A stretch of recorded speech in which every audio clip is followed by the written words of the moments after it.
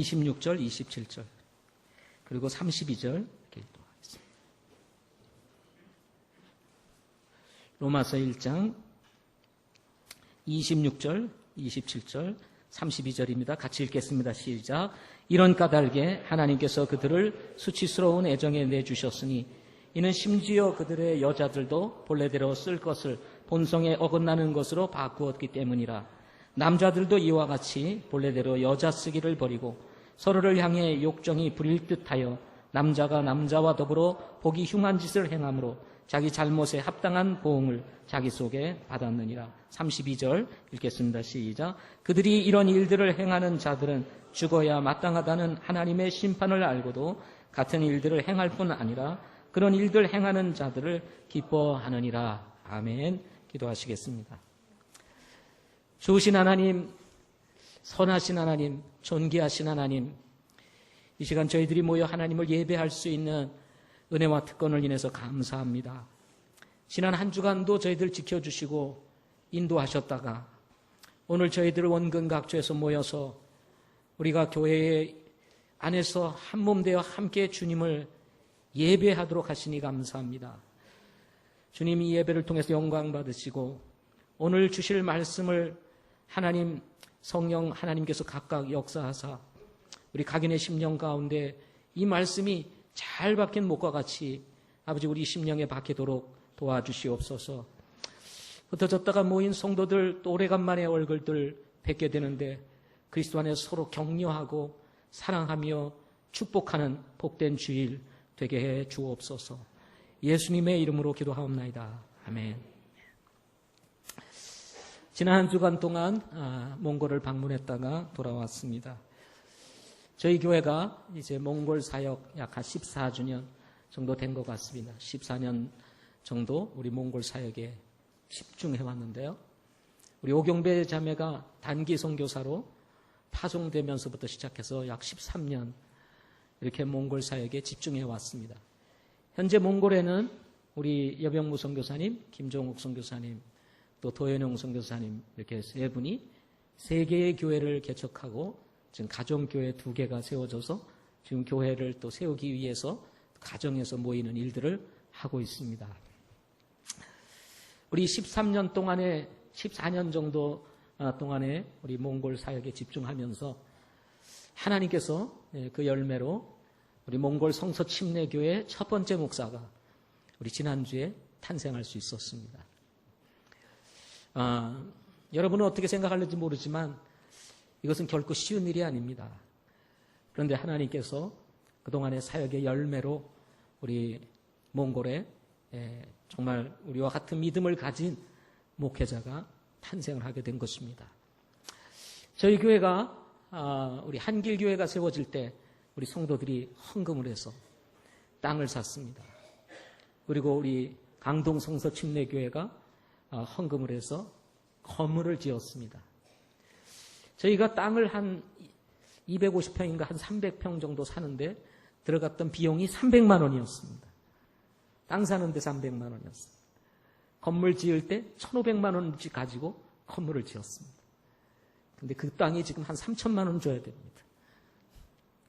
건물을 그 정도의 한길교회 정도의 건물을 지으려면 거의 5천만 원 이상 들어야 건물을 질까 말까 합니다. 우리 갔다 오셨던 성도들도 계시지만은 주변도 많은 발전이 있어서 더 많은 사람들이 집을 짓고 살아가고 있습니다. 그곳에서 아름다운 사역들이 지금 이루어지고 있습니다. 여러분도 잘 아시겠지만 우리 여병무 선교사가 우리 세운 우리 꿈사랑 교회는 청년들을 중심으로 대학생들을 중심으로 해서 학원 사역을 통해서 우리 더해진 영혼들이 모인 그런 젊은이들을 위한 어떻게 보면 젊은이 사역으로 이루어진 교회들이라고 할 수가 있습니다. 저희들이 한 14년 전부터 이제 수련회를 인도하고 1년에 한두 차례씩 몽골에 가서 말씀을 전하고 가르치는 이런 사역을 했을 때 이제 20대 초반 또 수련회 같은 경우는 중학생, 초등학생, 고등학생 다 와서 그렇게 말씀을 가르치고는 했습니다. 그랬던 사람들이 이제는 결혼을 해서 아이들을 낳고 한두 명씩 이렇게 교회를 나와서 예배를 드리는 모습을 이렇게 보게 되었습니다. 너무나 감사했습니다. 몽골도 시간이 흐르다 보니까 젊은이들이 다 짝을 이루어서 가정을 이루고 아이를 낳고 그 아이와 함께 예배에 참여해서 주님을 섬기는 모습들을 볼 수가 있었습니다. 저희 교회도 여러분 처음에 신도림에서 시작할 때 학생들, 청년들 이렇게 시작했습니다. 주일학생이 학생이 되고 학생이 청년이 되고 또 학생이 청년이 되고 청년들이 이제 후에 교회 안에서 짝을 이루어 가정을 이루고 그러면서 우리 교회가 세워질 수 있었습니다. 우리 교회가 이제 올해 33주년을 맞이합니다. 33주년을 맞이하는데도 불구하고 사실 교회 역사에 비하면 여전히 우리 교회는 젊은 교회입니다. 그러시죠? 예. 우리 교회 정도 아마 역사를 가지고 있으면 보통 60대, 70대 되신 분들이 이렇게 자리를 잡고 이렇게 주님을 섬기는 그런 모습들이 비춰지는데 저희 교회는 뭐 30년, 20년 된 분들도 이렇게 들어가 보면 이제 뭐 한 50 초반, 그 다음에 40대 후반 이렇게 되신 분들이 자리를 잡고 주님을 섬기고 있습니다. 예. 세월이 흘러 이제 우리 몽골 교회도 그렇게 되리라고 믿습니다. 그래서 정말 학생 시절부터 청년 시절부터 이렇게 주님을 만나서 구원받은 사람들이 자라서 앞으로 몽골 성서 침례 교회에 아주 좋은 영향을 미치는 이런 아름다운 사역이 일어나리라고 믿습니다. 여러분이 계속해서 기도해 주시면 감사하겠습니다. 또 여봉무 선교사가 저희가 돌아오고 나서 문자를 보냈습니다. 감사하다는 안부를 꼭 성도들에게 우리 집사님들에게 전해달라고 이렇게 말씀을 했습니다. 저도 이번에 한 3년 만에 몽골을 방문했습니다. 3년 만에 몽골을 갔더니 없었던 아파트들이 막 줄비하게 세워져 있고요. 허벌판이던 곳에 집들이 세워져서 몰라보게 발전을 했고요. 차들이 얼마나 많이 이제 가지고 타고 다니시는지 몽골 그 울란바타르 시내는 낮이고 밤이고 그냥 교통 체증이 말도 못합니다. 작은 도시 그냥 걸어 다녀도 될 것 같은데 웬 차들을 그렇게 가지고 나오는지 알 수가 없을 정도로 많은 차들이 지금 울란바타르 시내를 돌아다니고 있습니다. 제가 갔을 때 80만, 100만이던 인구가 지금 울란바타르 시내만 150만 명. 그 울란바타르 도시 자체가 한 50만이면 딱 적합한 도시라고 합니다. 150만이 몰려 살고 있어요. 그게 얼마나 복잡하겠어요. 공기는 아주 말도 못합니다. 겨울이 되면 갈탄을 써가지고 아주 냄새, 숨을 쉴 수 없을 정도로 냄새가 납니다. 최근에는 워낙 공기가 안 좋아서 기형아들이 많이 탄생을 한다고 합니다. 그런 곳에서 지금 우리 선교사님들이 복음을 전하면서 사역을 하고 있습니다. 그리고 젊은이들이 구원받고 주님께로 돌아오는 이런 사역들이 이어지고 있습니다. 여러분 계속해서 기도해 주시기를 바랍니다. 오늘 하나님의 말씀의 제목은 성경의 외침이라고 하는 제목으로 말씀 전하도록 하겠습니다. 여러분 오늘 속지가 없죠? 그렇죠? 예, 예. 속지 없이 한번 들어보시기를 바랍니다. 제가 어제 새벽에 도착했습니다. 바람이 불어가지고 비행기가 뜨지를 않아가지고 연착이 되고 그리고 한숨도 자지 못하고 들어왔습니다. 그래서 속지까지 만들 여유가 없어서 오늘은 속지를 좀 안 만들었습니다. 속지가 있을 때는 몰라도 없으면 좀 불편함이 있으실 겁니다. 속지의 감사함을 오늘 한번 뼈저리게 느껴보시기를 목장 모임을 위해서 우리 목자들은 잘 적으셔서 목장 사역에서 나눌 수 있기를 바랍니다. 지난 6월 26일 제가 몽골에 있을 때입니다. 미국 역사에 가장 비극적이고 슬픈 사건이 있었습니다. 그것은 미국 연방 대법원이 동성 결혼을 합헌으로 결정했기 때문인 것입니다. 지금 최근 페이스북이나 그리고 인터넷을 통해서 미국의 동성 결혼 합헌 결정을 두고 뜨거운 논란이 지금 일어나고 있습니다. 한국도 마찬가지입니다. 한국도 제가 몽골에 가 있는 동안 우리 퀴어 문화 축제다 해서 퍼레이드를 벌리고 많은 젊은이들과 외국에서 온 사람들이 함께 동참해서 마치 이것이 떳떳하고 자랑스러운 것인 양 퍼레이드를 벌리는 그런 장면들을 여러분 뉴스를 통해서 보았을 것입니다. 저는 오늘 이 동성애 또는 동성 결혼에 대해서 성경이 뭐라고 말하는지에 대해서 여러분에게 말씀 전하고자 합니다. 최근 미국 연방대법원의 동성결혼 합헌 사건을 두고 한 네티즌이 다음과 같은 글을 올렸습니다. 미국 연방대법원의 동성결혼 합헌 사건은 동성애를 금지한 기독교 윤리를 철저히 부정한 초자연적 결정이다. 오랜 인류 역사의 인간의 존엄과 가치관의 혼란은 물론이고 기독교 정신에 입각한 미국의 건국 이념을 뿌리부터 파괴한 사건이다. 리버럴 사회주의 좌파 미국 민주당은 환호하겠지만 기독교 정신을 옹호하는 미국 보수당에는 치명적 멘붕 심리 타격이다. 미국의 북부와 남부에 커다란 정신분열 지진이 발생하기를 시작했다. 남부는 보수적이고 북부는 좀 리버럴한 사고를 가지고 있습니다. 그래서 남부는 여전히 내게 주는 이 동성결혼 합헌 결정이 되었음에도 불구하고 주에서는 결혼을 위한 허가를 내주지 않고 있는 이런 상황이기도 합니다. 자, 이런 상황 속에서 기독교는 지금까지 겪어보지 못한 사탄 마귀와 영적 전쟁을 치르고 있다라고 한 네티즌이 글을 올렸습니다. 우리는 멀리서 바라보고 있고 이것이 뭐 그렇게 중요한 사건인가 문제인가 라고 생각을 할 수 있지만 이것이 시간이 지나면서 우리 기독교 또는 교회 예수 믿는 사람들에게 얼마나 치명적인지에 대해서는 우리가 생각하는 것보다 훨씬 더 큽니다. 그래서 저는 오늘 좀 본질적이고 그리고 원론적인 측면에서 성경이 뭐라고 말하는지에 대해서 말씀을 전하게 될 것입니다. 그리고 다음 주에 이 동성애 또는 동성결혼이 가지고 올 어떻게 보면 후폭풍 그리고 이 동성애가 가지고 있는 문제가 무엇인지를 좀 더 구체적으로 다음 주에 다루도록 그렇게 하겠습니다. 그래서 오늘은 성경에서 뭐라고 말하는지 원론적인 부분을 말씀을 드리고자 합니다. 그래서 어떤 분들에게는 오늘의 말씀이 좀 약간 딱딱하고 또 혹시나 제가 말씀을 전하고 있는 가운데 어떤 분들의 마음에 좀 마음이 상하는 경우도 있을 수 있을 것입니다. 그렇지만 섭리 가운데 하나님께서 우리를 인도하시고 계시고 또 섭리 가운데서 하나님께서 역사하시고 계시기 때문에 오늘 이 가운데 여기에 오신 분들은 특별히 하나님께서 사랑하시고 또 여러분들이 정말 복음을 듣고 구원받고 주님을 섬길 수 있게 된 것은 정말 하나님의 은혜라는 생각을 가지시고 오늘 이 말씀을 함께 들으실 수 있기를 바랍니다. 로버트 제프리스라고 하는 아주 미국의 유명한 목사님이 있습니다. 영향을 끼치는 목사님이 있는데 이분이 이번에 이 연방대법원에 우리 동성결혼 합헌 사건을 두고 이렇게 얘기를 했습니다. 기독교인 사냥 면허 준 것이다. 기독교인을 사냥하기 위해서 면허를 준 것이 이번에 동성결혼 합헌 사건이다라고 얘기를 했습니다. 또 이어서 말하기를 나치처럼 기독교인들을 화장터로 끌고 가려 격리 수용하는 것이다 라고 말할 정도로 이 사건은 굉장히 참 큰 사건이라고 말할 수가 있습니다.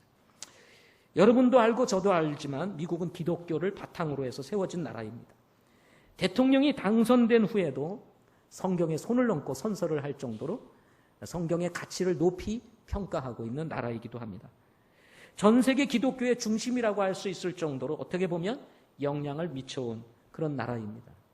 세계 선교를 위해서 가장 많은 선교사들을 파송하고 그리고 선교 헌금을 보내고 있는 나라가 있다면 그것은 미국인 것입니다. 한국도 미국 선교사들의 선교로 적어도 크게 부흥을 이루었습니다.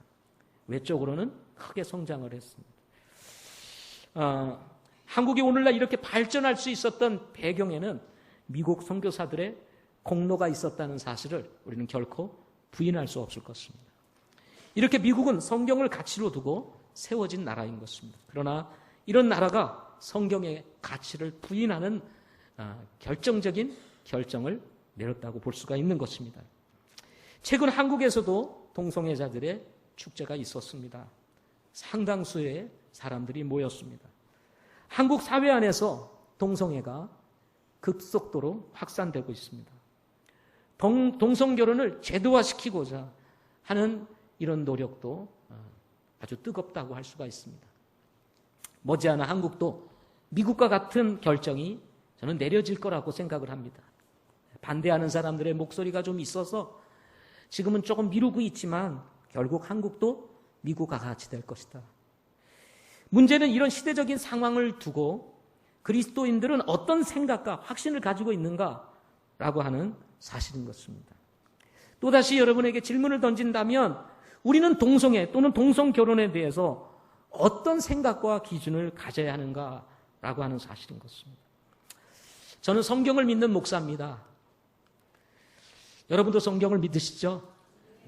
따라서 사람들이 무엇이라고 말하는가, 대법원이 어떤 판결을 내렸는가, 여론이 어떻게 움직이고 있는가, 전 세계적으로 어떤 방향으로 흐르고 있는가, 미국이 어떻게 결정을 내렸는가, 그런 것을 말하려는 것이 아니라 성경이 무엇이라고 말하는가 하는 것에 대해서 저는 오늘 여러분에게 말씀을 드리고자 하는 것입니다.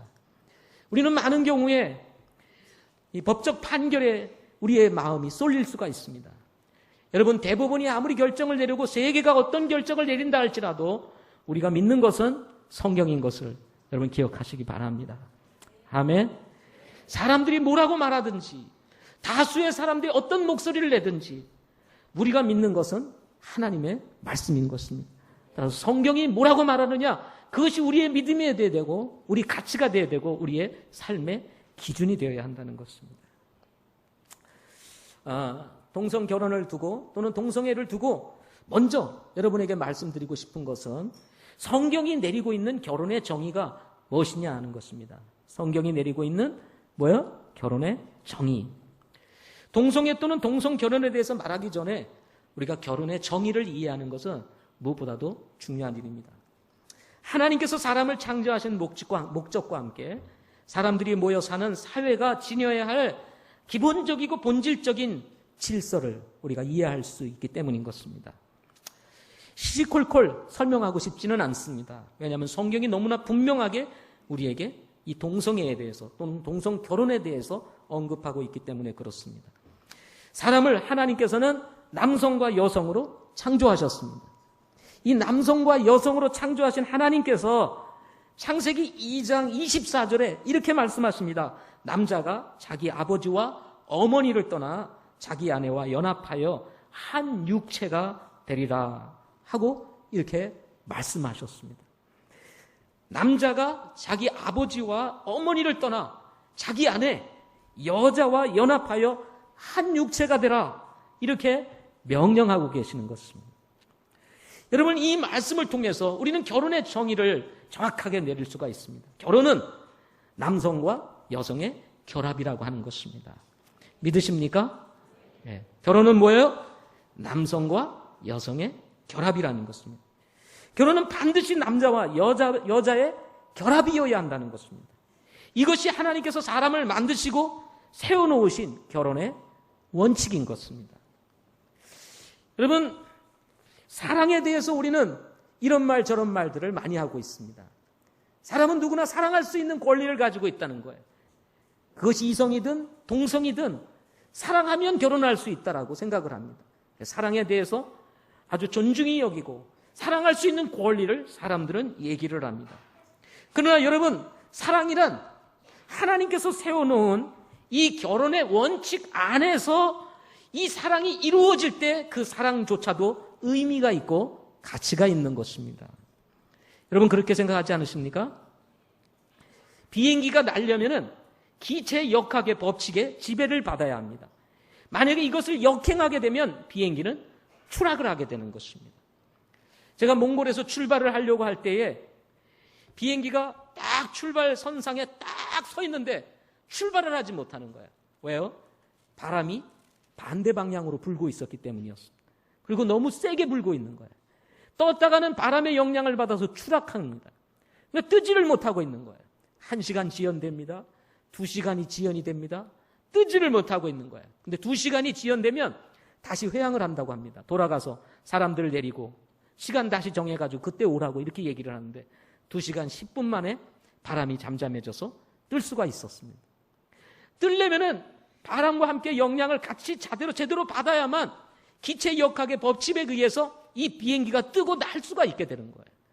근데 이 법칙에 지배를 받지 아니하고 비행기가 그냥 무조건 내고 떴다? 그러면 추락을 하게 되는 것입니다. 마찬가지입니다. 사랑이라고 하는 것도 원칙이 있고 그리고 기준이 있는 것입니다. 사랑이라고 하는 원칙과 기준을 벗어나서 만약에 사랑을 존중히 여긴다 해서 동성과의 결혼 또는 동성과의 연애를 하게 된다면 그것은 진정한 사랑이 아니라 그것 자체는 뭐예요? 방종이 될 수가 있는 것입니다. 예수님께서도 이 원칙을 그대로 적용해서 말씀을 하셨습니다. 마태복음 19장 4절부터 6절 말씀을 제가 여러분에게 읽어드리겠습니다. 한번 들어보십시오. 그분께서 대답하여 그들에게 이르시되 처음에 그들을 만드신 분께서 그들을 남성과 여성으로 만드시고 말씀하시기를 이런 까닭에 남자가 아버지와 어머니를 떠나 자기 아내와 연합하여 그들 둘이 한 육체가 될지니라 하신 것을 너희가 읽지 못하였느냐. 그런즉 그 둘이 더 이상 둘이 아니요 한 육체이니 그러므로 하나님께서 짝지어 주신 것을 사람이 나누지 못할지니라 하면서 남성과 여성으로 만드시고 그리고 남자가 아버지와 어머니를 떠나 자기 아내와 연합하여 그 둘이 한 육체가 되라고 창세기에 있는 말씀을 그대로 인용해서 예수님께서 결혼에 대해서 말씀을 하고 있는 것입니다. 이렇게 결혼이란 남성과 여성의 결합이어야 한다는 것, 이것을 분명히 성경은 밝히고 있는 것입니다. 따라서 여러분 결혼의 정의가 뭡니까? 결혼은 남자와 여자의 뭐다? 결합이다 라고 말할 수가 있는 것입니다. 남자와 남자, 여자와 여자의 결합이 아니라 남자와 여자의 결합이라고 하는 것입니다. 그렇다면 성경이 내리는 결혼의 첫 번째 원칙은 뭘까요? 우리는 결혼을 두고 고민을 합니다. 가장 큰 고민은 어떤 사람과 결혼을 해야 하는가 하는 것입니다. 우리 주변에는 많은 남자들이 있고 많은 여자들이 있습니다. 그렇다면 우리 자매님들, 우리 아직 결혼하지 않은 자매님들, 그냥 남자면 다 될까요? 우리 형제님들, 여자면 다 될까요? 그렇지 않죠. 그래서 우리가 고민하게 되는 것입니다. 어떤 여성과 어떤 남성과 결혼을 해야 되는가? 그냥 남성이면 다 되고 여성이면 다 되느냐? 답은 아니다입니다. 인류의 역사에 있어서 잊지 못할 사건이 성경에 기록이 되어 있습니다. 그 사건이 바로 노아 홍수 사건입니다. 노아 홍수 사건. 여러분, 노아 홍수 사건의 발단이 무엇입니까? 노아 홍수 사건이 일어나게 되고 하나님이 물로 세상을 심판하게 되었던 근본적인 이유가 무엇입니까? 물론 그것은 죄입니다. 죄라는 사실을 여러분은 잘 알고 있을 것입니다. 그러나 그 죄가 그 당시 사회를 완전히 부패시키고 그리고 정말 경건한 자손들까지도 다 부패시켜서 하나님께서 물로 심판할 수밖에 없었던 이유가 어디에 있었느냐 하는 것입니다. 그것은 결혼의 문제였습니다. 잘못된 결혼을 했기 때문이었습니다. 발단은 결혼의 문제로부터 시작이 됐다는 것입니다.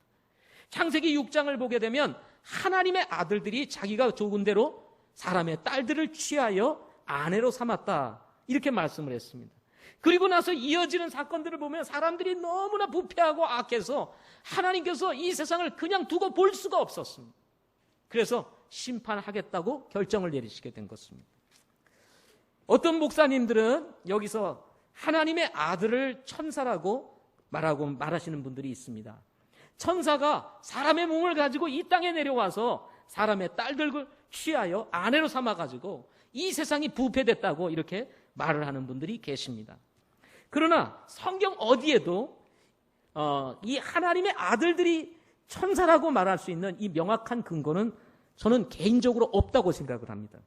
오히려 본문에서 여기에 이 하나님의 아들과 사람의 딸들이 누구인지에 대해서 정확하게 그 답을 제시하고 있다고 믿습니다. 창세기 6장 6절을 한번 여러분 성경을 빨리 찾으실 분들은 한번 찾아보십시오. 창세기 6장 6절. 이 창세기 6장 6절을 보게 되면 하나님께서 이 사람들의 부패를 앞에 두고 이제 심판을 계획하시면서 하신 말씀이 있습니다. 그것이 무엇입니까? 사람 만드신 것으로 인해 슬퍼하셨다 하는 말씀이 나오십니다. 창세기 6장 6절에 뭐라고 그랬습니까? 사람 만드신 것으로 인해서 뭐 하셨다고요? 슬퍼하셨다. 7절을 보십시오. 7절. 자, 내가 창조한 사람을 지면에서 멸하되 사람과 짐승과 기는 것과 공중의 날짐승같이 다 그리하리니 이는 내가 그들을 만든 것으로 인해서 슬퍼하기 때문이라. 지금 여기 심판에 대해서 언급하면서 여기 하나님의 아들이 천사라 이렇게 말을 하는 구절이 이 본문에서 한 군데도 나오지를 않습니다. 오히려 여기 보면 내가 창조한 사람을 지면에서 멸하되 라고 말씀을 하고 있어요. 하나님이 직접 창조한 사람, 이 사람을 지면에서 멸하되 사람과 짐승과 기는 것과 공중의 날짐승까지 다 그리하리니 하면서 심판의 대상에 대해서 정확하게 성경은 얘기하고 있습니다. 그런데 만약에 하나님의 아들을 천사라고 말을 한다면 천사가 사람이 되어가지고, 여러분 롯에 대한 이야기 아시죠? 소돔과 고모라 심판할 때 천사가 사람의 모양으로 나타났다. 그래서 man이라고 하는 영어로 표현이 되어 있습니다. 그것을 그대로 여기에 연결시켜서 여러분 천사도 사람이 될 수 있다 이렇게 말을 하시는 분들이 계십니다. 그런데 그렇다면 하나님의 아들이 자기가 좋은 대로 사람의 딸들을 취하여 결혼을 함으로 이 사회가 부패되어지고 그것이 노아 홍수로 이어졌다면 당연히 심판의 대상은 누구여야 할까요? 그것은 바로 천사여야 할 것이라는 것입니다. 하나님의 아들들이어야 한다는 것입니다. 그럼에도 불구하고 본문에 보면 심판의 대상에 대해서 얘기하면서 내가 만드신 것으로, 사람 만드신 것으로 인해 슬퍼하시며 그리고 내가 창조한 사람을 지면에서 멸하되 사람과 짐승과 기는 것과 공중의 날짐승까지 다 그리한다는 말씀은 언급하시는데 여기 심판해야 될 그 천사에 대해서는 전혀 언급하고 있지 않다는 것입니다. 지금 본문은 무엇을 얘기하고 있습니까? 창세기는 사람 얘기를 하고 있는 것입니다. 천사 얘기를 하고 있는 게 아니라 사람 얘기를 하고 있는 것입니다. 따라서 이 말씀을 통해서 우리가 배울 수 있는 아주 중요한 것, 여기서 하나님의 아들들은 창세기 5장에 나오는 바로 경건한 자손들을 얘기하는 것입니다. 그리고 여기 불경건한 자손들, 사람의 딸들은 바로 누구를 얘기하냐면 창세기 4장에 나오는 바로 불경건한 자손들의 딸들을 의미하는 것입니다. 다른 말로 얘기하면 불경건한 자손과 경건한 자손이 결혼을 하게 된 것입니다. 그러므로 인해서 경건한 자손들이 이제는 불경건한 이 사람의 딸들을 쫓아서 그야말로 하나님 없이 살아가는 이런 믿음 없는 사람들이 다 돼버리고 만 것입니다. 그야말로 하나님이 보실 때 이 세상이 악하고 부패하여 더 이상 그대로 둘 수가 없는 상태가 됨으로 인해서 하나님께서 마음에 슬퍼하시고 근심하시며 이제는 심판을 하시겠다고 결정을 내린 사건이 바로 노아 홍수 사건이라는 것입니다. 목사님 그렇게 말할 수 있는 근거가 어디에 있습니까? 라고 말을 한다면 우리 신명기 7장 3절과 4절에 있는 말씀을 한번 보겠습니다. 신명기 7장 3절과 4절에 있는 말씀입니다.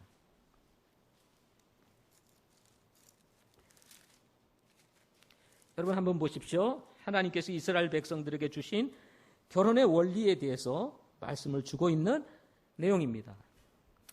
신명기 7장 3절 4절 같이 한번 읽어보겠습니다. 시작. 또 그들과 결혼하지 말지니 내 딸을 그의 아들에게 주지 말며 내 아들을 위하여 그의 딸을 취하지 말지니라. 그들이 내 아들을 돌이켜서 나를 따르지 못하게 하므로 그들이 다른 신들을 섬기리니 그러면 주의 분노가 너희를 향해 타올라 갑자기 너를 멸하리라 하는 말씀이 이 성경에 기록되어 있는 것을 보게 됩니다. 하나님께서 이스라엘 백성들에게 가나안 땅에 들어가면 그곳에 하나님을 믿지 않고 사는 7 족속이 있다는 것입니다. 그런데 이스라엘 백성들에게 이미 가나안 땅에 들어가기 전에 지금 말씀하고 계시는 거예요. 내가 지시한 그 약속의 땅으로 들어가면 절대로 나를 믿지 아니하고 사는 7 족속들의 딸들과 결혼하지 말라는 거예요. 만약에 결혼하게 되면 어떻게 된다고 말합니까? 여기 4절 보십시오. 그들이 내 아들을 돌이켜서 나를 따르지 못하게 함으로 그들이 다른 신들을 섬기리니 그러면 주의 분노가 너희를 향해 타올라 갑자기 너를 어떻게 하겠다고 그랬어요? 멸하리라. 이렇게 말씀을 하고 있는 것입니다. 이 사건은 마치 이 말씀은 무엇을 연상케 합니까? 노아 홍수를 연상케 하는 것입니다.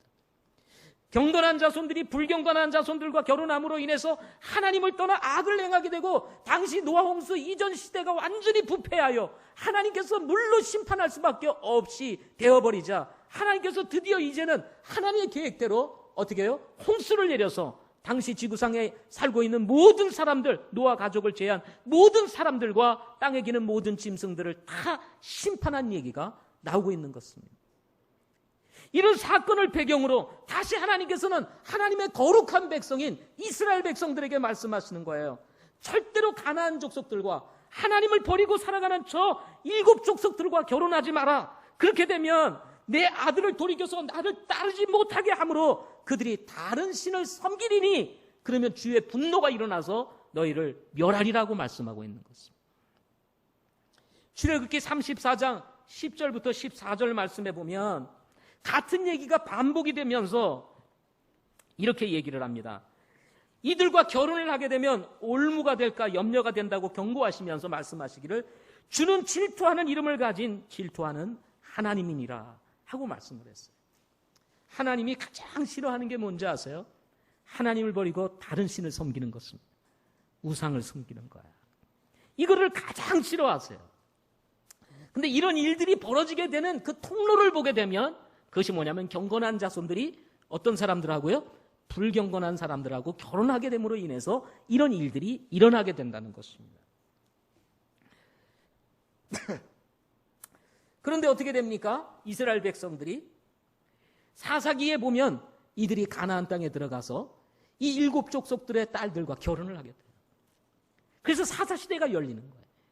이스라엘 백성들이 우상을 섬기니까 하나님이 주변국들을 불러다가 그냥 이스라엘 백성들을 침략하게 하고, 그리고 주변국이 이스라엘을 다스리게 되고 이스라엘 백성이 온 고통을 당하게 되는 이야기가 사사 여러분 귀에 나오지 않습니까? 여러분, 노아 홍수가 왜 일어났습니까? 하나님께서 세워놓으신 결혼의 원칙을 버리고 자기들이 보기 좋은 대로 여자를 취해 결혼함으로 하나님을 떠나 경건한 사람들마저 다 부패하고 말았기 때문이라 하는 사실인 것입니다. 이 사실을 두고 신약에 와서 바울도 독일한 말씀을 주고 있습니다. 고린도후서 6장 14절 말씀에 이런 말씀이 있습니다. 너희는 믿지 않는 자들과 더불어 공평하지 않게 멍에를 매지 말라 하는 말씀입니다. 이 말씀이 무슨 말씀이에요? 이 결혼에 관련된 말씀입니다. 그리스도인들이 어떤 사람들하고 결혼할 것이냐를 두고 하시는 말씀인 것입니다. 너희는 믿지 않는 자들과 더불어 공평하지 않게 멍에를 매지 마라. 이것이 하나님의 말씀인 것입니다. 혹시 여러분 이제 결혼하신 분들 가운데 제가 이런 말씀을 하니까 마음이 뜨끔하신 분 계시죠? 그죠? 그러시죠? 그렇지만 여러분, 이 일로 인해서 어쨌든 하나님의 인도하심, 어떻든 계획 속에서 여러분들이 했습니다. 그러나 여러분, 여기에 앉아있는 것 하나님 앞에 감사하시기를 바랍니다. 그리고 아직은 예수님을 믿지 않았지만 그럼에도 불구하고 함께 오시는 분들, 여러분 속히 예수 믿어서 믿음의 가정 세우시기를 바랍니다. 내가 예수 믿는 사람이 아닌데 믿는 사람을 만나서 내가 예수 믿고 믿음의 가정을 세우는 거는 이건 정말 은혜 중에 은혜요, 축복 중에 축복인 것입니다. 그렇죠? 성경에 보면 다행스럽게 이 부분들을 얘기하면서 꼭 우리 형제들에 대해서 얘기를 합니다. 구약에도 그렇고 이 여자들의 영향이 엄청 큽니다. 그렇죠? 이게 자매들이 남자를 바꾸는 것은 쉬운가 봐요. 근데 형제들이 자매를 바꾸는 것은 쉽지가 않은 모양입니다. 그래서 구약에도 보면 이 아들 문제를 자꾸 얘기를 하고, 그들이 내 아들들을 어떻게 한다고 그랬어요? 나를 버리고 우상 섬기게 만든다고 얘기를 했지 자매 얘기를 잘 안 해요. 여자 문제를. 참 남자들은 누구를 잘 만나야 돼요? 누구를 잘 만나야 돼요? 자매를 잘 만나야 돼요. 혹시 형제들 가운데 자매 잘 만나서 예수 믿으신 분들 축복이라고 생각하시기를 바랍니다. 그런 분들 아멘 해보세요.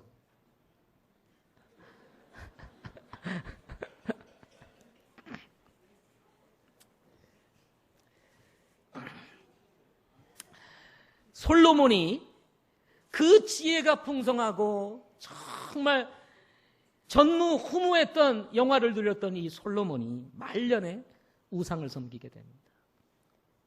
아니, 솔로몬 같은 사람이 어떻게 우상을 섬길 수 있어요? 하나님의 그 엄청난 지혜를 경험하고 하나님이 주신 그 놀라운 은혜 속에서 전 세계에 전무후무하게 정말 영화를 누렸던 이 솔로몬이 말년에 우상을 섬겨요. 근데 말년에 우상을 섬기게 된 근본적인 이유가 뭔지 아세요? 결혼을 잘못해서 그래요. 이방 여인들을 데려다가 아내로 삼았거든요. 결국은 어떻게 됩니까? 솔로몬 이후에 나라가 두 쪽으로 나눠져요. 그 이야기를 잠시 후에 다시 또 언급을 하도록 하겠습니다. 이렇게 결혼이라는 게 중요하다는 거예요. 노아 홍수 사건이, 그 노아의 심판이 결국은 뭐가 발단이 돼서 잘못된 결혼으로 인해서 결국 사회가 부패해지고 믿는 사람들의 신앙이 다 사라짐으로 인해서 더 이상 기대할 것이 없는 세상이 돼버리고 말았다 이 말이죠. 그런데 여러분, 그런 사회가 지금 이 세상에 도래하고 있는 거예요. 그런 시대가 지금 우리에게 오고 있는 것입니다. 우리 그리스도인들이 정신을 차리지 아니하면 우리의 믿음 상관없이 우리의 생각이 세속화되어지고 우리의 결혼관이 무너지게 되고 자칫 잘못하면 이 순수한 신앙과 믿음이 사라질 수 있다는 것입니다. 왜 주님이 다시 오십니까? 두 번 다시 오시는 이유가 뭐예요? 심판을 위해서 오시는 거예요. 그만큼 이 사회가 이제는 부패될 것이라는 것을 이미 성경은 예고하고 있는 거예요. 믿는 사람들조차도 믿음을 보기가 어려운 시대가 올 것이라는 것을 이미 성경이 예고하고 있지 않습니까? 따라서 여러분, 비록 세상이 이렇게 변해가고 변질되어 간다 할지라도 적어도 여러분과 나만은 성경이 뭐라고 말하는지에 대한 분명한 가치를 가지고 여러분 확신을 가지고 사시는 저와 여러분들이 되시기를 바랍니다. 법이 어떻게 판결을 내리든 여러분, 중요한 것은 그것이 아니라 성경이 뭐라고 말하느냐는 것입니다. 우리는 성경을 표준으로 삼고 성경을 기준으로 삼고 이것을 우리의 삶의 원칙으로 삼고 사는 사람들 아닙니까? 그렇기 때문에 성경이 여러분의 삶을 주관하는 말씀이 될 수 있기를 바랍니다. 성경이 내리고 있는 결혼의 두 번째 원칙이 있습니다. 그것은 뭐냐면 동성애나 동성결혼은 안 된다는 것입니다. 결론을 얘기한다면. 창세기 3장 10절에 보면 소돔과 고모라에 대한 이야기가 나옵니다. 롯이 이제 아브라함과 이 목자들 간에 다툼이 있어서 이제 네가 좌하면 내가 우하고 네가 우하면 내가 좌하리라 하고 말씀을 합니다. 그러자 이 롯이 딱 보니까 소돔 땅을 딱 보니까 너무 멋진 거예요. 그래서 성경은 이 소돔과 고모라 땅을 두고 뭐라고 말하면 주의 동산 같고 라고 얘기를 합니다. 얼마나 살기가 좋은 곳이었으면 주의 동산 같다고 얘기를 했습니까? 따라서 당시 사회에서 가장 살기 좋은 곳이 있었다면 그곳이 어디였냐면 바로 소돔과 고모라라고 하는 도시였습니다. 문제는 이렇게 살기 좋은 소돔과 고모라가 불법이 가득했다고 창세기 19장 15절에 얘기를 합니다. 이 살기 좋은 동네에 이 살기 좋은 도시가 불법으로 가득 찬 거예요. 그런데 그 불법의 핵심이 무엇이었습니까? 그 불법의 핵심, 그것이 뭐냐면 동성애였습니다. 동성애. 천사들이 사람의 모습으로 롯에게 찾아와 심판을 결고하고 불법의 이 가득한 도시에서 이 롯을 건져내려고 합니다. 이 천사가 찾아왔을 때 롯은 이 천사들이 이 찾아온 사람들이 누구인지를 알고 그를 극진히 대접하고 그리고 집에서 섬깁니다. 그리고 이 천사들을 통해서 경고의 말씀을 들어요. 그리고 시간이 지나서 이제 어둑어둑해지면서 이들이 잠을 청하기 전에 성경에 보면 소돔의 남자들이, 즉 늙은이든 젊은이든 사방에서 나와서 모든 사람들이 그 집을 에워쌌더라고 얘기를 합니다. 아니, 이 롯도 그렇게 그냥 평범하게 사는 사람이 아니었습니다. 여러분 아시죠? 롯이 얼마나 부자였는지. 그러니까 여러분, 집을 에워쌌다고 하는 것은 뭐 우리 같이 그냥 집 자그만 집을 살고 있으면은 뭐 에워싸는 거 몇 명 에워싸면 쉽게 에워싸지만 이 잘 사는 롯이 살고 있었던 집은 평범하지 않았을 거라고요. 그렇잖아요? 근데 어쨌든 사람들이 전부 다 에워쌌습니다. 에워싼 이유가 뭡니까? 경험한 남자, 자신들이 경험했던 남자 말고 여기 새로운 남자가 롯의 집에 찾아온 거예요. 그러니 그 새로운 남자 내놓으라는 겁니다. 우리가 상대하겠다는 거예요. 낯선 남자를 내놓으라고, 신비감에 가득 차 있는 새로운 이 남자를 내놓으라고 난리를 치는 거예요. 급한 나머지 롯이 남자를 알지 않은 딸 둘이 있었는데, 내가 남자를 알지 않는 이 두 딸을 너희들에게 줄 테니 내 집에 찾아온 손님에게 악을 행하지 마라 하고 얘기를 합니다. 뭐를 행하지 말라고요? 악을 행하지 마라. 적어도 롯은 이 동성애라고 하는 것 자체가 악이라는 것을 알고 있었습니다. 그러니 이 악을 행하지 마라 하고 지금 이야기를 하는 거예요. 소돔 사람들이 어떻게 반응을 합니까?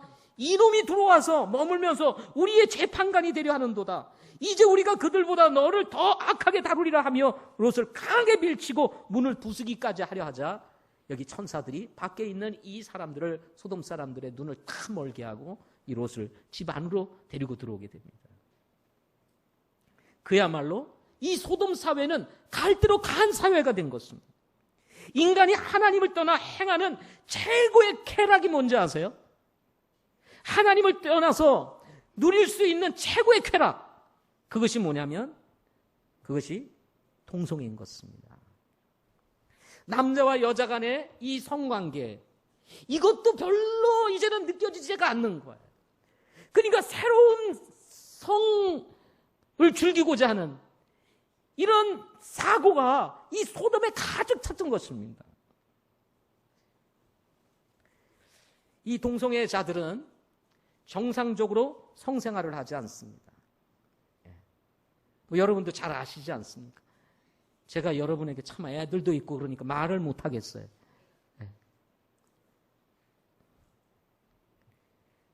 하나님이 지으신 바른 관계가 아니라 잘못된 관계 속에서 성생활을 하려고 하는, 이런 성을 누리려고 하는 이런 그릇된 것이 뭐냐면 동성애라는 것입니다.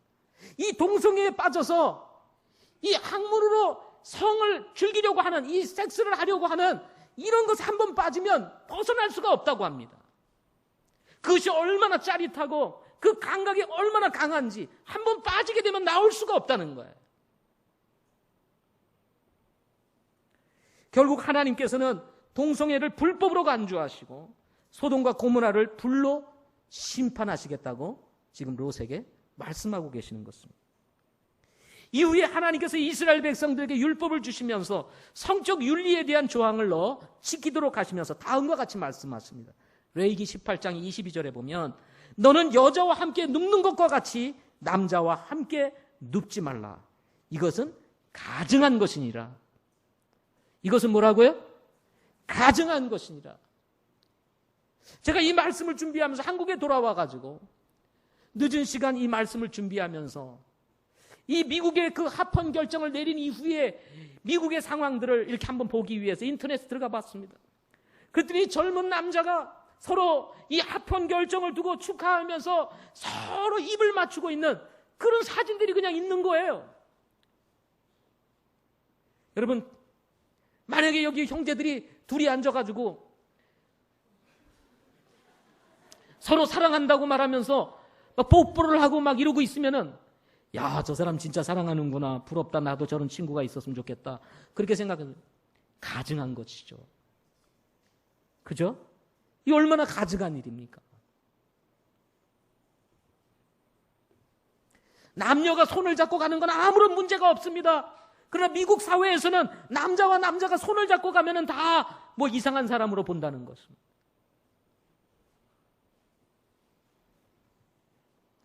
레위기 18장 29절에서는 이런 사람들하고 말하기를 자기 백성 가운데서 끊어버리라 하고 말씀하십니다.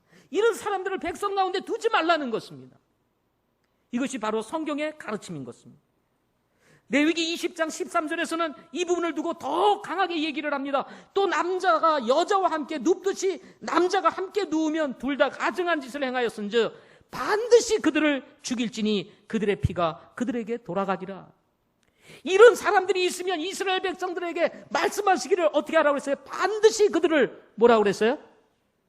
반드시 그들을 어떻게 하라고 그랬어요? 왜 말씀들을 안 하세요? 성경이 뭐라고 말하는지 여러분 말씀하세요. 반드시 그들을 어떻게 하라고 그랬어요? 아주 크게 좀 얘기해 보세요. 반드시 그들을 어떻게 하라고 그랬어요? 여러분도 동성애를 찬성하시는 모양이시네. 성경이 얘기하고 있는데도. 반드시 어떻게 해요? 자, 크게 해요. 어떻게 해요? 참말로.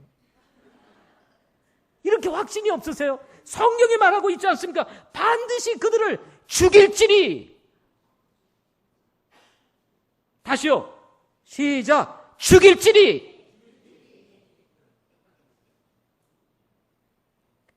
그들의 피가 그들에게 돌아가리라. 성경에서는 이스라엘 백성들에게 말씀하신 것입니다.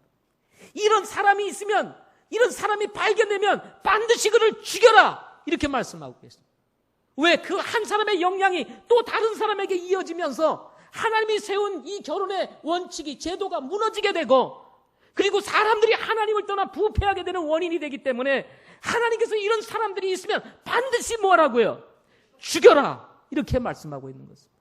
가차없이 생각해보고 고민해보고 한번 물어보고 여전히 그러고 싶은지 한번 확인해보고, 그리고 나서 말을 안 들으면 죽여라. 이게 아니고 그런 사람들이 있으면 죽여라. 이렇게 말씀합니다. 이런 경고를 무시하고 유다 백성이 남색을 행하는 일이 성경에 기록되어 있습니다. 열왕기상 14장 24절에 보면 솔로몬이 죽고 아들 르호보암이 유다를 통치하게 되었습니다. 이때 르호보암을 소개하면서 열왕기상 14장 21절에 르호보암의 어머니의 이름을 다음과 같이 소개합니다. 암몬 여인 나아마더라 하고 얘기를 합니다. 무슨 여인이요? 암몬 여인 나아마더라. 솔로몬이 우상을 섬기는 이방 민족의 여인을 아내로 삼아서 낳은 자녀가 누구였습니까? 르호보암이었습니다. 결국 르호보암 시대에 어떤 일이 벌어졌습니까? 솔로몬도 우상을 섬겼지만 결국은 암몬 여인을 어머니로 두고 있었던 르호보암도 하나님을 버리고 우상을 섬기는 일들이 벌어집니다. 14장 22절 23절을 여러분에게 읽어드리겠습니다. 유다가 주의 눈앞에서 악을 행하되 그들이 자기들의 조상들이 행한 모든 것보다 더 많은 죄를 지어 그것들로 그분의 질투를 일으켰으니 그들도 자기들을 위해 모든 높은 산 위에와 모든 푸른 나무 밑에 산당들과 형상들과 작은 습을 세웠다. 높은 산, 아주 정말 푸른 나무들이 밑에 있으면 그 밑에다가 산당을 세우고 형상을 만들어서 하나님을 버리고 우상을 섬기는 이런 일들이 이 르호보암 시대의 유다 땅에서 일어난 거예요. 이렇게 우상에 빠지고 하나님을 떠나 사니까 나타난 삶의, 백성들에게서 나타나는 삶의 모습이 뭐냐면 24절, 이어서 24절에 보면 그 땅에 또한 남색하는 자들이 있었는데, 남색이 뭡니까? 동성애인 것입니다. 남자가 남자와 더불어 성행위를 하는, 연애를 하는 이런 동성애가 있었다는 거예요. 그 땅에 또한 남색하는 자들이 있었는데 그들이 주께서 이스라엘 자손 앞에서 쫓아내신 민족들의 모든 가증한 일을 본받아 행하였더라. 뭐예요? 이스라엘 자손 앞에서 쫓아낸 민족들의 모든 가증한 일들을 본받아. 그러니까 이스라엘 백성들이 뭘 본받은 거예요? 가나안 땅에 살고 있었던 7 족속들이 행하던 것들이 있었는데 7 족속들의 삶 속에서 보여줬던 것이 뭐냐면 바로 남색이었던 것입니다. 남색. 그런데 이들이 하나님을 떠나 우상을 섬기니까 하나님하고 함께 계셨을 때에는 하나님의 말씀이 그들을 지배하니까 감히 남색이라는 것 자체 생각도 하지 아니하고 남자와 여자의 이 결혼과 함께 이 가정 안에서 정말 성생활을 이루며 즐겼던 이런 사람들이 하나님을 버리니까, 우상이 들어오니까 하나님의 결혼의 원칙을 버리고 어떻게 해요? 남자가 남자로 더불어 성을 즐기는 이런 일들이 바로 유다 땅에 일어난 거예요. 결국 르호보암 통치 15년에 이집트 왕 시삭이 군사를 이끌고 이 예루살렘을 쳐들어옵니다. 그리고는 성전 보물과 왕의 집의 보물뿐만 아니라 솔로몬 시절 만들었던 그 솔로몬의 부귀영화를 대표적으로 상징했던 금방패. 방패를 뭘로 만들었어요? 금으로 만들었어요. 이 금으로 만들었던 이 방패를 다 뺏어버리고 맙니다. 이 얼마나 초라해요. 그래서 노스로 방패를 만들어가지고 지키기가 아주 비참한 얘기가 성경에 나와요. 뿐만 아니라 14장 30절, 14장 마지막 구절에 보면 다음과 같은 얘기가 나옵니다. 뿐만 아니라 르호보암 생전에 여로보암과 전쟁이 그치질 않은 남한국 그 유다와 북한국 이스라엘이 계속해서 전쟁이 일어나는 거예요. 그러니 르호보암이 이게 평안이 있었겠습니까? 되는 일이 없었습니다. 평안이 없었습니다. 이것이 구약적인 사건이었습니다. 여러분, 이미 구약에서 하나님은 이런 동성애를 경고하고 경계하고 있었던 것입니다. 신약에서도 마찬가지입니다. 신약에서 동성애 또는 동성결혼을 용납하지 않고 있다는 것입니다. 오늘 본문 1장 26절 27절 보십시오. 이런 까닭에 하나님께서 그들을 수치스러운 애정에 내주셨으니 이는 심지어 그들의 여자들도 본래대로 쓸 것을 본성에 어긋나는 것으로 바꾸었기 때문이라. 본래대로 쓸 것이 뭐예요? 여성이 남성과 더불어 가정을 이루고, 그리고 정말 이 가정 안에서 결혼이라고 하는 것 굴레 안에서 부부가 아름다운 관계를 맺고 아름다운 성을 가지고 살아야 되는데, 그것이 아니라 본래대로 쓸 것을 버리고 여자가 여자와 더불어 여러분 색을 즐기게 되는 이런 일들이 벌어졌다 이 말입니다.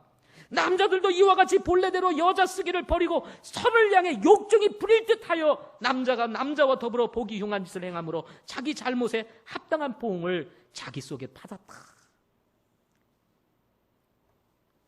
그리고는 32절에 이렇게 얘기를 합니다.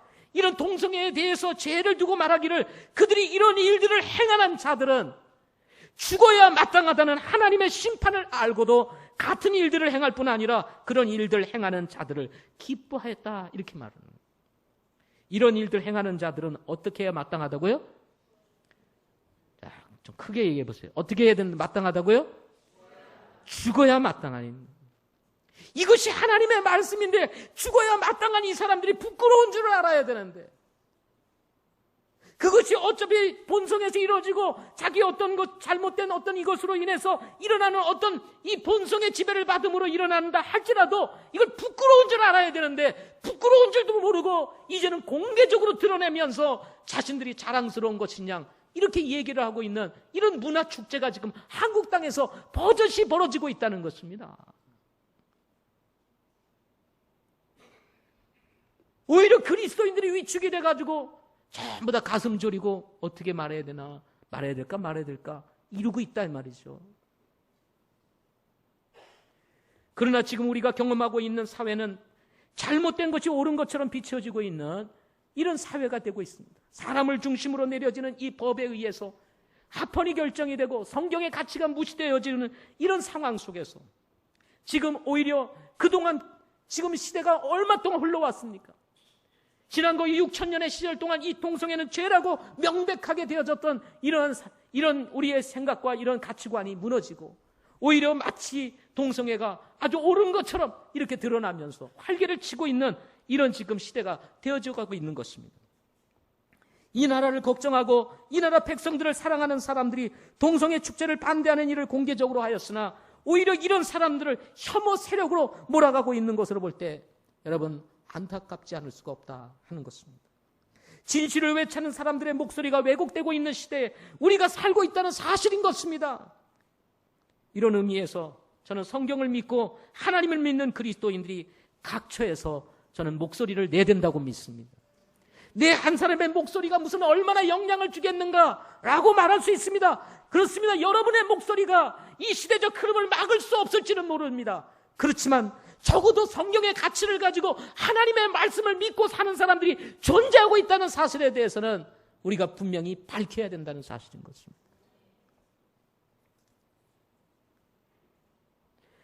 성경을 믿는 우리 믿음의 믿음과 확신에 따른 우리의 목소리를 내지 않는 것은 동성애가 죄라고 규정하고 있는 하나님의 말씀을 우리 스스로 부인할 수 있는 것이 될 수 있다는 사실이에요. 그것이 더 큰 죄일 수 있다는 것입니다. 성경이 말하고 있는 이 진리를 선포하지 않는 그 죄가 오히려 하나님 앞에 더 큰 죄가 될 수 있다는 사실을 우리는 기억해야 되는 것입니다. 공격적으로 다가오는 사탄의 세력들을 앞에 두고 말도 못하고 서 있는 것은 비굴한 행동이요 비겁한 행동일 수가 있습니다. 사랑하는 성도 여러분, 지금 이런 시대 상황 속에서 사람들의 목소리가 거칠게 우리에게 다가올 수 있습니다. 그리스도인들을 공격하며 너희들 그리스도인들 그래봐 별것 아니야 라고 사람들이 얘기를 할 수도 있고, 마치 오히려 우리들을 혐오 세력으로 생각을 하고 잘못된 생각을 가진 사람들로 이렇게 평가를 내리는 이런 사회 속에 우리가 위협을 받고 있는 것입니다. 이럴 때일수록 여러분, 우리는 하나님의 말씀의 가치를 붙잡고 일어나야 합니다. 아멘. 성경은 말하기를 이렇게 말합니다. 내 형제들아, 주 안에서와 그분의 강력한 권능 안에서 강건한 자가 되라. 너희가 마귀의 관계들을 능히 대적하며 서기 위에 하나님의 전신갑주를 입으라. 우리는 살과 피와 맞붙어 싸우지 아니하고 정사와 권능들과 이 세상 어둠의 치리자들과 높은 처소들에 있는 영적 사악함과 맞붙어 싸우느니라. 여러분, 이것은 영적 싸움인 것입니다. 물러나면 안 되는 것입니다. 오히려 여러분, 맞붙어서 싸워야 되는 일인 것입니다. 우리의 믿음의 분명한 확신, 성경에 대한 분명한 가치를 가지고 우리가 무엇을 믿고 있는 것인지, 동성애가 어떤 것인지 성경이 말하는 바에 대해서 우리는 분명하게 우리의 의사를 밝힐 수 있는 용기가 필요한 시대인 것입니다. 싸움을 피하지 마십시오. 물론 여기서 말하는 여러분 물리적 싸움을 싸우라는 것은 아닙니다. 이것은 영적인 싸움. 적어도 우리의 신앙, 우리의 믿음, 성경이 말하고자 하는 이 진리에 대해서는 우리가 우리의 의사를 분명히 밝히고, 우리의 신앙에 대해서 하나님이 어떤 가치를 가지고 우리에게 말씀하고 있는지에 대해서는 분명히 여러분 의사 표현을 할 수 있는 여러분 믿음의 성도들이 되시기를 바랍니다. 저는 오늘 성경에 관련된 이 동성애에 대한 말씀을 중심으로 해서 말씀을 드렸습니다. 다음 주에는 이 동성애를 합헌으로 결정하면서 일어나는 실제적 상황들, 이런 것들을 여러분과 함께 실제로 나누면서 이 동성애가 아까도 앞에서도 말씀했지만 한 목사님이 얘기했던 것처럼 기독교인 사냥을 면을 준 것과 같다, 이런 얘기를 이렇게 했는데, 그것이 어떤 의미인지를 우리가 다음 주에 함께 고민하면서 생각해 보면서 여러분 왜 이런 것을 우리가 막아야 되고 왜 같은 목소리를 내야 되는지에 대해서 말씀을 드리고자 하는 것입니다. 저는 정치적인 이야기는 잘 하지 않습니다. 제가 뭐 정치적인 이야기를 하는 거 보셨습니까? 한 번도 그런 적이 없습니다. 여러분, 그리스도인들은 앞으로 이 나라의 지도자들을 뽑을 때 물론 경제를 잘 이끌어가야 되는 것도 중요하지만 성경이 말하고자 하는 이 도덕적 원칙을 얼마나 사수하고자 하느냐 하는 것을 고민하면서 우리가 그런 지도자들을 뽑아야 되는 것입니다. 아멘. 이 세상 세력은 지금 잘못된 것으로 가고 있습니다.